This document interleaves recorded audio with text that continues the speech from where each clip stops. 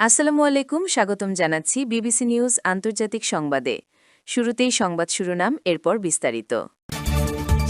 বিশ্ববাজারে জ্বালানি তেলের দামে বড় লাভ। হরমুজ থেকে মার্কিন বাহিনীকে পালাতে বাধ্য করল আইআরজিসি। ইরানের বিরুদ্ধে যুদ্ধ শেষ হয়নি, নেতানিয়াহু। বৈঠকের আগে পাকিস্তানে কেন মার্কিন সামরিক বিমান?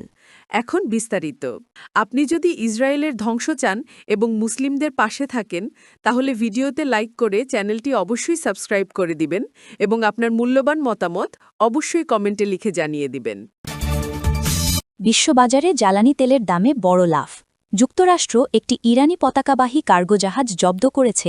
প্রেসিডেন্ট ডোনাল্ড ট্রাম্পের এই দাবির পরই সোমবার ২০ এপ্রিল সকালে এশিয়ার বাজারে বেড়েছে জ্বালানি তেলের দাম। খবর বিবিসির। এর আগে শনিবার ১৮ এপ্রিল ইরান ঘোষণা দেয় তারা গুরুত্বপূর্ণ জলপথ হরমুজ প্রণালী আবারও বাণিজ্যিক জাহাজ চলাচলের জন্য বন্ধ করছে এবং যে কোনো জাহাজ কাছে এলে সেটিকে লক্ষ্যবস্তু করা হবে। বাজারে এর প্রভাব তাৎক্ষণিকভাবে পড়ে। ব্রেন্ট ক্রুডের দাম ৪.৭৪% বেড়ে ব্যারেল প্রতি ৯৪.৬৬ ডলারে পৌঁছায়, আর ওয়েস্ট টেক্সাস ইন্টারমিডিয়েট WTI ৫.৬% বেড়ে ৮৮.৫৫ ডলারে ওঠে। হরমুজ থেকে মার্কিন বাহিনীকে পালাতে বাধ্য করল আইআরজিসি। ওমান সাগরে হরমুজ প্রণালীর কাছে অবস্থানরত মার্কিন বাহিনীকে সরে যেতে বাধ্য করেছে ইরানের ইসলামিক রেভলিউশন গার্ডস কর্পস বা আইআরজিসি। প্রেস টিভি এ খবর জানিয়েছে।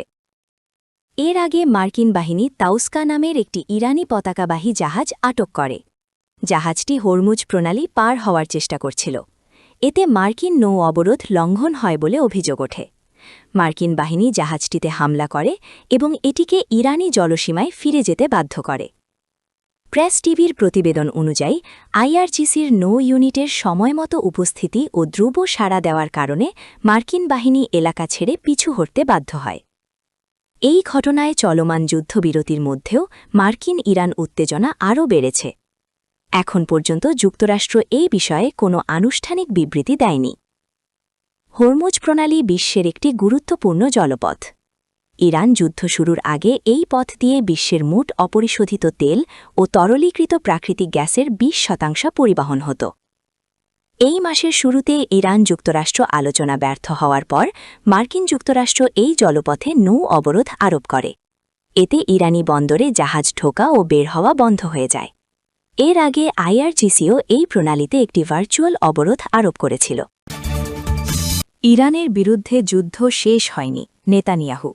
ইরানের বিরুদ্ধে যুদ্ধ এখনও শেষ হয়নি বলে জানিয়েছেন ইসরায়েলের প্রধানমন্ত্রী বেনিয়ামিন নেতানিয়াহু।